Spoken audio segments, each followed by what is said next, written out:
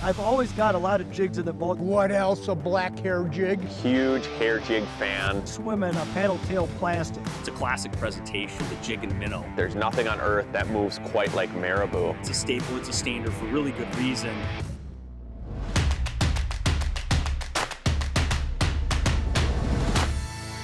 Welcome to Angling Buzz. This episode is on what many would consider the world's best fishing lure. Simply put, that's the jig. Now, some anglers might think this is a boring topic, but the truth is there are many subtleties that are very important when it comes to jig fishing. We're talking about bottom dragging, bottom hopping, aggressive snap jigging, and even dead sticking. The retrieve that you use with your jig can dramatically increase the amount of bites you get each and every time you're out on the water. Fish. That's a good one. And what about the jig weight? Tungsten versus lead, and also the dressings. Is it a hair jig? Are there soft plastics on there? Live bait. This can all impact the rate of fall and the action. It's one of my favorite jigs. Absolutely one of my favorite jigs. Here in the upper Midwest, anglers use jigs to catch a variety of just about everything that swims. Panfish, bass, walleye, pike, muskie, trout, and even catfish. That one bit on a hair jig. What else? A black hair jig. We have a variety of seasoned pros and guides sharing their insight and advice into jig fishing. First up is Northern Wisconsin guide Jeff Evans. Jeff, you have a lot of clients throughout the season. I imagine you use a lot of jigs. What can you share with us about jig fishing? I've always got a lot of jigs in the boat throughout the season for various applications, but if you made me pick one, I'd have to say my favorite is swimming a paddle tail plastic. It's just so versatile. You can use it in so many different ways throughout the season. I'm going to show you three of my favorites here. I've got a Storm Largo shad on an 1/8 ounce head. This is an Authentics Pulsar on a 1/4 ounce ball head. Then I've got one of the new Rapala Crush City Mares on a 1/4 ounce head. I'm really looking forward to fishing that one. Okay, and how about retrieving the bait depending on the mood of the fish? The different retrieves that I'll use vary throughout the season. One of my favorites is just a steady retrieve where you cast it out, maybe let that sink to the depth you think the fish are in and just steady retrieve back. Another one that's really effective is to slow roll it right along the bottom, and every now and then you'll just kill the retrieve, let it hit the bottom, and then start up again. And probably one of my favorites is when the walleyes are in the weeds, is to cast it out, let it hit the bottom, and then rip it back, let it drop, and rip it back, let it drop. You're always going to feel that bite. When it's dropping, you'll feel that tick. Okay, and locationally, what are the types of spots, maybe the types of cover that you're kind of fishing around? Well, Troy, the great thing about these paddle tail plastics is they can be fished around a variety of different structures and cover. I mean, really all over the lake in different conditions. But in my mind, two places where they really shine and excel are going to be around sand and gravel flats where you've got pods of walleyes roaming around and you can fish them really aggressively. And then another one is going to be when walleyes are relating to weeds, whether they're buried right up in the weed flats or cruising the weed edges. Those are great places to use these paddle tails. Well, thanks, Jeff. Appreciate your time and sharing your thoughts and advice on the subject of jig fishing. Good luck this season.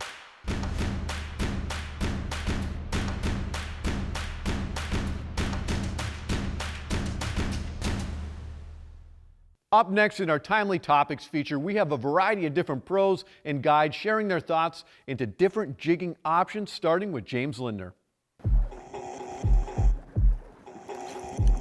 There's one.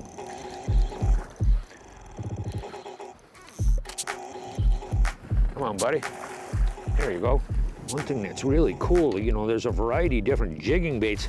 Like I got a jigging wrap, a regular classic jig with soft plastic on it, and then I got a blade bait as well. Blade bait is a really interesting lure in the fact that you can cover really a lot of water really quickly with it. Let's see if I can get some more. There you go. There we go. This is a Rapala ripping blade. This is actually sort of an older style of lure, but it's actually really a fabulous bait for cold water fishing and cover a tremendous amount of water really quickly. It's pretty heavy. It's got a really big vibration pattern to it. You can drop it to the bottom and you're sort of stroking it in and it's going brrrt, brrrt. But it's a really cool bait, not only for walleyes, but it's a great smallmouth bass bait in cold water. It's also a fabulous lake trout bait as well for deep water fishing scenarios. You know, jigs are just such a fabulous lure that work for so many varied species of fish, you know, throughout the course of a year. But what I've been doing with this ripping blade, I've just been pitching it out. We're fishing in about 12 foot of water. We're actually casting on it to about an 8 or 10 foot sand hump. And I'm just, you know, popping the bait back on 2 to 3 foot strokes, and it's vibrating. It's ripping up and then falling back to the bottom. Ripping up, falling back to the bottom. But even with that, I can actually change the cadence of this retriever. I can fish it pretty fast. You know, I'll put a really big rip into it and let it fall real fast, or I can take it and just slow sweep it like this. A lot slower cadence to the retrieve. But this this style of bait is really probably of all the different type of jigs we have on the deck. This is probably one of the more least popular styles of bait, and it's amazingly effective. Blade baits, they can be really effective for walleye, no question about that. Up next is Joel Nelson with some spring fishing tips. Early season walleye fishing to me is all about having a couple different tricks in the bag and adapting to different situations. And spring is a really dynamic period. There's all kinds of weather changes. You've got some areas the water temps are going to be 40 degrees and others it's going to be 50s and climbing. So you really have to change according to the lake and the situation at hand. Or river systems, depending on what kind of post-spawn fishing you might be doing. There's so many different variables, and I really break it down according to a couple of them. The first one's water temperature. Second is going to be water clarity. Those two factors tend to determine what I'm going to do. And if we start with just a classic presentation, the jig and minnow combination, it works really well. It's a staple, it's a standard for really good reason. In the northern part of the walleye belt, once opening season start or spring fishing starts, typically minnows are great because you've got 40-something degree water temps climbing into the low 50s. And my rule of thumb for minnows is when it's really cold to dip your hand in that minnow bucket, when it stings a little bit, that's exactly when you need to be using minnows. And once it becomes more comfortable out, well then jigs and plastics tend to rule the day.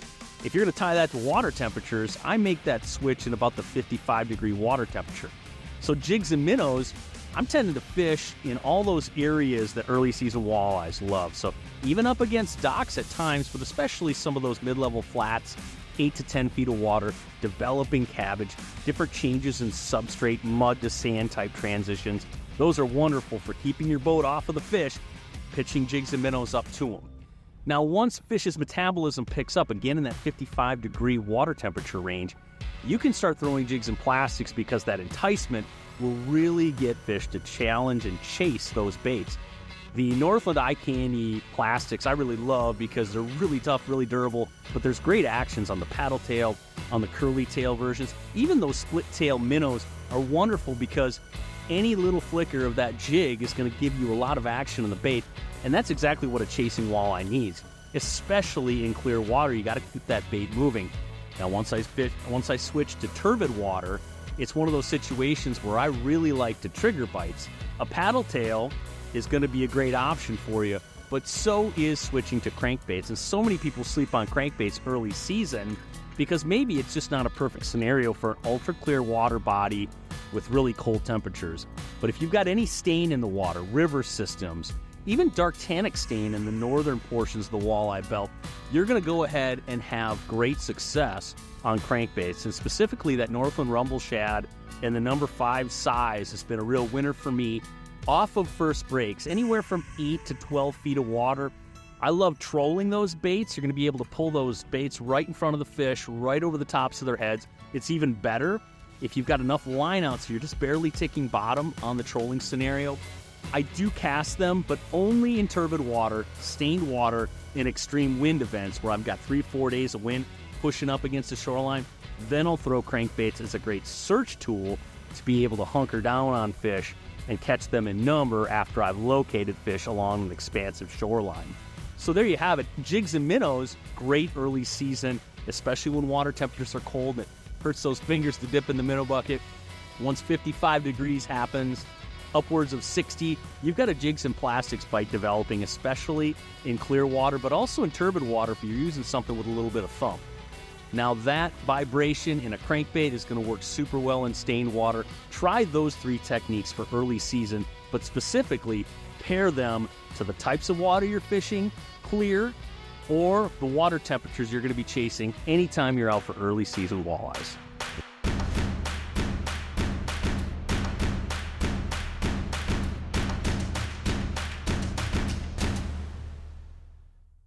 This week we're featuring the Gale softshell pullover on our Blackfish giveaway. Now this pullover is awesome. It's got a fleece lining, it's super warm and comfortable to wear. It's windproof, and what it does is it traps heat inside and it's gonna keep you nice and comfortable out on the water. Now you can win this pullover if you head to AnglingBuzz.com or scan the QR code below.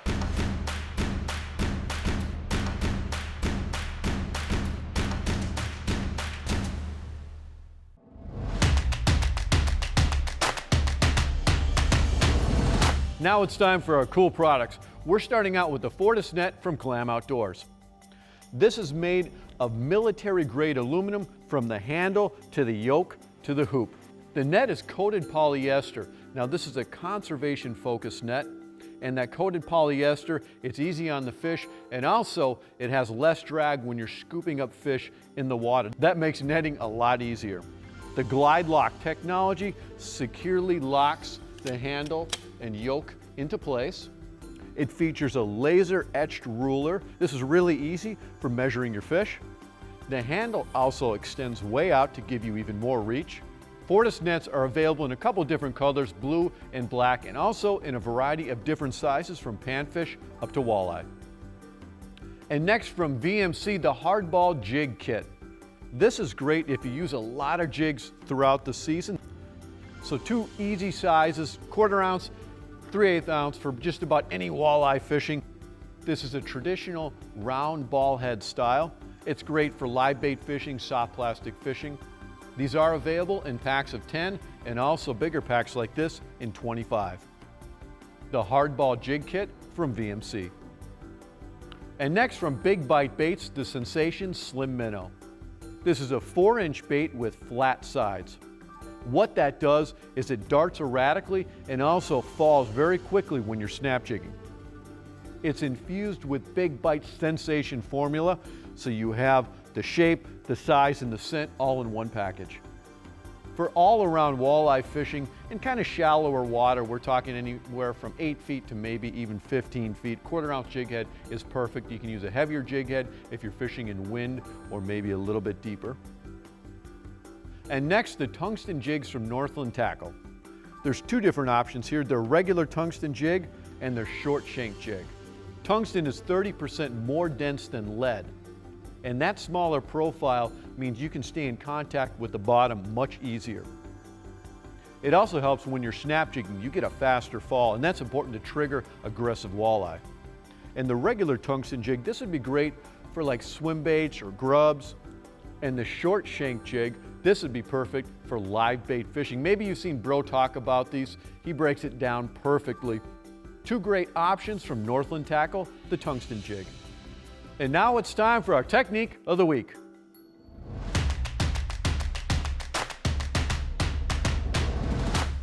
When it comes to fishing hair, I'm a huge hair jig fan, but I've only really been fishing hair jigs for about 5 to 7 years. You know, hair jigs were always kind of a thing that my dad did or grandfather did. I grew up in the plastics era, but now hair jigs have become a real part of my arsenal. I use 3 different main style hair jigs for either bass fishing or walleye fishing. Let's start with the marabou jig. Nothing can emulate that marabou hair, the way it moves freely in the water column. There's no plastic, there's nothing on earth that moves quite like marabou. And so that's what makes it so deadly. You can fish this thing on a straight retrieve, you can bounce it off the bottom. I fish it a lot of times when there's bug hatches going on for walleyes, for pike, for smallmouth, even largemouth at times, but marabou works. I fish it pretty cleanly, no live bait, just straight retrieves or bouncing it off the bottom. Second would be a bucktail jig. This one has sort of a bulkier style head, a little bit shorter bucktail hair. I use this a lot in the spring. You can tip this with minnows sometimes or just fish them on their own, pitching it out and either drift jigging, walking the dog snap jigging, or just simply popping it off the bottom. But bucktail works not only for walleyes, I use them for bass, for perch. Perch love bucktail hair. And then of course, as you get into the summer, when I start really pitching and ripping baits, my absolute favorite when it comes to walleye fishing would be the moontail. This longer bucktail hair on the end looks like a minnow profile bait. It's got that little bit of longer hair. It really undulates. It's got that aspirin head design on that VMC jig. That way when I'm pitching it out, I let it hit the bottom and I'm really erratically snap jigging this, allowing that rise and fall. And that hair is gonna slow down the fall, but it also looks like a wounded or dying bait fish. And hair jigs are here to stay. They simply work. You can use them in a lot of situations to catch a lot of fish. The great thing about hair jigs, no live bait needed. You can fish them right out of the package. Be sure to visit us online at AnglingBuzz.com. You can get more videos, in-depth guide reports, blogs, and much more. You can also find us across our social medias, YouTube, of course, also Instagram, Facebook. It's simply AnglingBuzz. And as always, to help stop the spread of aquatic invasive species, anytime you're leaving any body of water, remember, clean, drain, try. Thank you for joining us, and we'll see you next time.